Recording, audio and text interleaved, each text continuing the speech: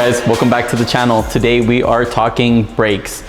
Probably one of the most important parts of your car. It becomes even more important for the track. Today I'll be showing you what to look for and what we use in our cars. And I am going to start with Rotors.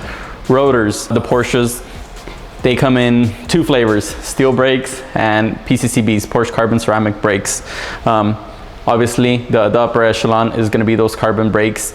They're expensive to run long-term, and to replace a set of carbon ceramic brakes gets super expensive. So all our cars that come in carbon, we transition them to steel.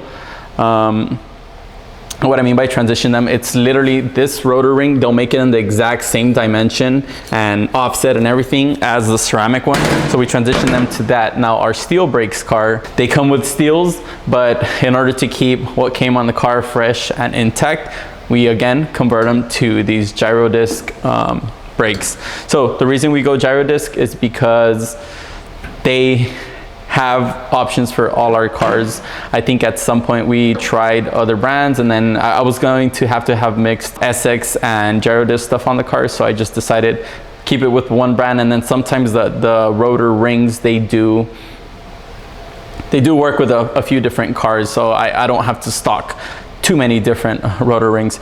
The rotor ring is this outer section here, right? As you can see, this rotor is a two-piece design. So you have the hub and you have the rotor ring.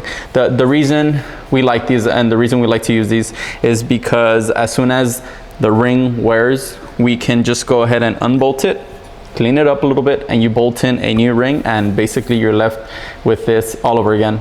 It's a great design. It's something that's been used for a lot of years, but it's just really good. Now, you look at this rotor ring and you see these hooks on here, right? Whenever you're looking at a specific or a car that's specifically going to go on track, you want to do a slotted rotor. So this is a slot, right? Sometimes companies like Brembo, other companies, they'll sell you drilled and slotted, or just drilled. Drilled means it has holes. So sometimes the Porsches from factory, the steel brakes, they come drilled, and what you end up seeing is if there's a hole here, it ends up cracking and opening. And even these that are, it's a solid chunk of steel, just with this vein basically cuts the pad, and that's how you get friction. But what I was saying is the holes, they'll start spreading, but even these, that it's a solid chunk of steel, at some point you'll start seeing big cracks. I have some here where I can show you, but there's like a 1-inch crack here. Now, the reason I have this here, I'll transition to this one next, it's because as you can tell, the cooling vanes are already worn. At least they're decently worn. This is the outside. So this is, if this rotor ring was on your car, this is what you could see from the outside. So you can see that there's still a decent gash left there. Well, this is what you can't see on the other side. So the inside pad, or the inside pad, was just causing more wear. And as you can see, a lot of these rotors, a lot of these slots are gone. So just like brake rotors, brake pads, it's the same thing. Sometimes you can see what the outer brake pad is doing, but sometimes you can't see what that inner brake pad is doing. And that is the reason I brought this, just because it's super important to on these, you check your thickness, but you want to check inside and outside wear, because they do wear differently. Now I am going to go bring up one that's pretty similar.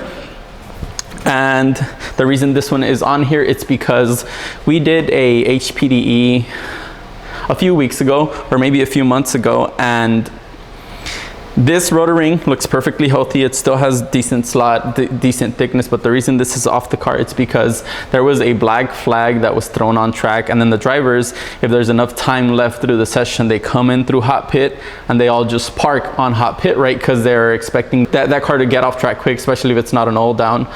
They'll usually do a hot extraction, and you want to go back out there. You paid for the track time, so you want to be out there. So you get to hot pit and you're just there antsy, you're antsy to go back out, so your foot is literally just resting on that brake pedal. Now what I recommend is every time you're in hot pit or when you come into the garages or when you finish tracking, you put that car in park. You're not even supposed to engage your parking brake because that can like stick to your rotor, the rotor hub. So this rotor ring is warped and that's why it's off the car. Now this is going to segue us into our next topic, and I am going to talk about brake pads. So the reason I'm going to talk about brake pads is brake pads, if you see these two rings next to each other, you see that one has a blue, so maybe this camera here, this one has a blue hue to it, this one has it's bare metal, right? So the reason for that is because the brake pad has already transferred heat and brake material into this rotor ring, and that's how the brake pad and the metal surface, or what used to be a bare metal surface, are actually talking to each other. So let's talk brake pads. Okay, so on my right here we have a few sets of brake pads, and we have some brake pads with new life, brake pads with mid-life. The reason I have two brake pads that have new life is just because I want to show you guys that these two brake pads are of different thickness, or have similar thickness, but when you look at them, they look totally different. But here on the right hand side, or this brake pad on the right, you can tell that it's more porous, or maybe there's not as much material. So I even asked our producer, I put these pads side by side, and I asked him, hey, which do you think is like a more aggressive pad? And I want you guys to leave that down below, or at least what you think down below. And the more aggressive pad is actually this one here on the left, and he got it right. So these two pads, like I said, are of good life, and like they're both new. I think they've been put on a car for a little bit of street driving, but these are both new and they just look completely different. Now we scroll down, we come to these next pads. This is each pad at midlife. So the reason I'm getting this out of the way is because I feel this is important. It's kind of one of those deals like no two brake pads are alike, or no two brake pad companies are alike. This one here on the right side is a used Race Technologies RE10 right here, and I would say it still has 60-70% life. You still see the cut here, the split, but you could see that there is a big clustering of components. There's a little bit of heat into them. That's that browning, or maybe that's just oxidation. But if I move to this other one on the left hand side, which I'm not gonna say the brand or divulge, but you could see the pad still has a really good amount of life, and we are already seeing rivets through. Now this pad would still go and it would still do good on track, but me seeing rivets would not give me the confidence to just push and push and push, at least on continuous laps. This pad life on the right, the one that looks better, actually has more sessions on it, which is wild.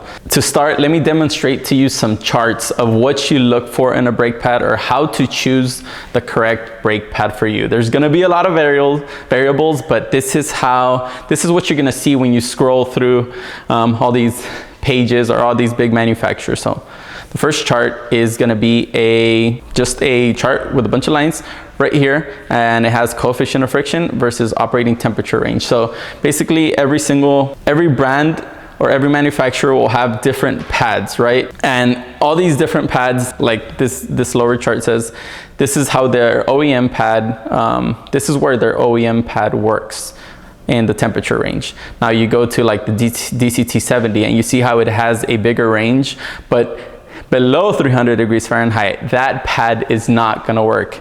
Now, as you can see, there's probably 16, there's a lot of different pads here. So this is one thing. This is one of the first things you're going to see when you look at pad compounds. We'll come back to it. The second type of informational graph that you will see is a graph like this. This is the Padgett RS29. Amazing pad. My boss loves this pad. A lot of people, you go to a Porsche paddock and 60% of the people are on this RS29. People love this thing. So you have different properties. You have different properties here, like fade resistance, bite, friction level, heat conductivity. Modulation. Modulation means how that brake pedal feels on your feet. So how, like, the input you're getting through the pedal. That's what modulation stands for. Disc wear is literally how hard it wears these discs. So as you can tell, and as if anything in life, I always say this, you can't have everything. So when you're looking into pad compounds, the first thing you have to consider is what tires you are on.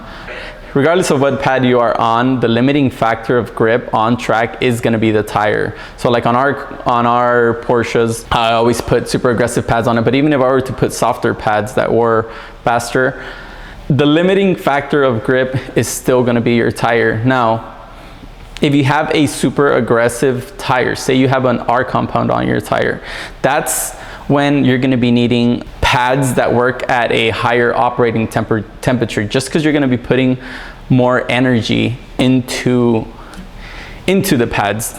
So the main job of a pad is to convert the kinetic energy of the car moving into heat, right? That's how we're getting rid of, or that's how we're making the car go 140 to 60 mile an hour. So when you put a super sticky tire, you want a pad that's going to be able to take more of a beating, just because you're going to be harder on the brakes, because the tire can physically take more grip. I'm going to go back to this where it says OEM. So an OEM pad, a pad that comes on your car, 100% stock car, has to meet a couple of variables, right? And all these variables usually go against performance. The pad needs to have very little dust. It needs to not make noise. It needs to operate whether it's 30 degrees outside or whether it's freezing outside. So the stock pads really live in they have a lot of prerequisites to meet. I know even some states here, the pads can't have a certain compound. So pads even meet environmental standards, which is absolutely nuts to think, but it is the way it is. So OEM pads, they're good for what you do in the everyday driving. Now the Porsches, they do come with good OEM pads, but even the new generation cars have not been that great. So I'm going to go back to this chart, and again, the faster your car goes and the more grip you have in your car, the higher you're going to want to go on this chart. What I recommend you do is to speak to other track friends and see what they've used. Speak to companies like Competition Motorsports. I think when we started, that's who we gave a ring. We're like, hey, we're in Porsches, we want these rotors, but hey, what pads do you recommend? And that'll be a really good recommendation. Now, even if you have a tire that is not as grippy, or that say 300 tread wear, 200 tread wear, my approach to that is always to over pad the car. What I mean by over pad is I prefer to put a pad that's too aggressive, maybe for the tire, but it's still gonna give me longevity.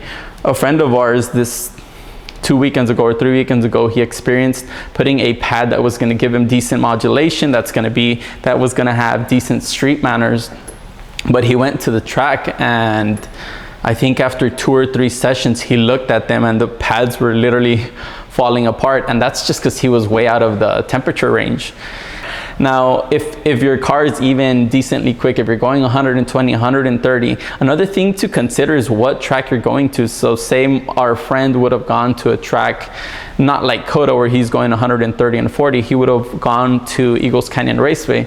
Maybe his brake pads would have been totally fine, just because his max speeds were going to be 20 miles an hour off. So in my opinion, I prefer to over pad a car just to get longevity and not having to deal with replacing pads on the paddock. I'm the one that usually replaces them, so I wouldn't have to look for anyone in the paddock to do it, but it's not something you want to be dealing in the paddock. Next factor that's super important is cooling. The GT3, GT4 cars, they always come from the factory with extra cooling. And some of them pick it up from the bottom section of the car. Some of them have NACA ducts through the hood. And obviously, the better cooling you have, the better that brake pad is going to perform. If we come to these brake pads here, these pads were on a GT4, and these pads at the bottom were on a GT3. The GT3 has a little bit more cooling than the GT4. Now the GT4 pad, we did push it a little bit too close for comfort, But on that car, I had no idea the brake pads were gonna wear that much. And I think what caused this was just continuous sessions. So the person who was driving this car, they were continuously pounding laps, doing 30, 40-minute sessions. And then sometimes they would come in and the car wasn't properly cooled. And for me, a cool down lap is playing a game of how little can I brake to make the next corner. That cools down the brakes, that cools down the car. So this pad wasn't receiving enough cool down. This next pad here, like I said, it was on a better car. It's a little bit thicker as well. So it doesn't have as much heat through it. But as you can tell, this pad is living a better life than this one that has yellowing and all that stuff. I have seen friends who have pads that maybe aren't as aggressive of a track pad, and they just make those things survive because they'll go to the front bumper of the car, they'll actually like create a funnel, 3D print stuff, and then move actual air through the bumper and just cool the crap out of these brakes, and they perform well. It really extends the longevity. It's actually kind of crazy. Another consideration with pads is so for me, the way I see pads are like alignment. So whenever you do an alignment on a car, there is never a customer that comes back and says, well, I'm pretty sure there is, never mind, I'll probably take that back. But 99% of the customers are gonna come back and say, hey, can I have more camber? Can I have a more aggressive alignment? And I think brake pads are gonna fall within that same thing, where you're always gonna want a more aggressive pad, a pad that has a better initial bite, a pad that lasts longer. Because when you first go to the track, yes, you may be on a 300, 400 tread-wear tire, but I guarantee you that's not gonna last long, especially if you get hooked. You're quickly gonna transition into a 150 tread-wear tire, a more aggressive tire. Maybe you'll start doing performance mods, like say aero, or say you do a little bit of suspension tweaks, and all that is gonna allow you to carry more speed, and it's gonna put more heat in the brakes. Like I said, I would always recommend over padding the car and what I mean by that is just putting a pad that's maybe a little bit too much on the aggressive side, and then putting a pad that's gonna compromise, or maybe it's gonna be a street and track pad. It's just, if you're going to the track, go 10/10. The way I would say it is, if you're gonna be track and street driving this car, I would swap pads. I would swap to a street pad, but then that gives you complications with what I spoke about, the rotors, how you do the material transfer to the rotor through heat. That would provide a complication, so maybe you'd be having to swap rotors and pads. But brake pads, it's a big safety thing. It's something that, I don't know how I let this happen, and the rule of thumb is you never want a pad to get thinner than the size of the backing. The backing is the hunk of steel that keeps this thing straight. So you never want to go under that. And obviously in the process, from coming from a new pad to a used pad, you want that process to be long. You want these brake pads to last. So there's a lot of good manufacturers out there that do brake pads. Brembo's been out there for forever. I think even Gyrodisc, now they have their own brake pads. We have companies like Hawk, we have companies like Rotor, and sometimes these companies will have crossovers where they say this pad from this other company is very similar to this pad from us. So do some digging. Brake pads, the very most important thing on a car. It's a big safety item. All right, guys, now you guys have a pretty good idea of what to get and what to look for. If you have any questions, please leave them down below. Also, I'd like to know what you guys are running for a performance brake setup and how bad they squeak on the street. We'll catch you guys next time.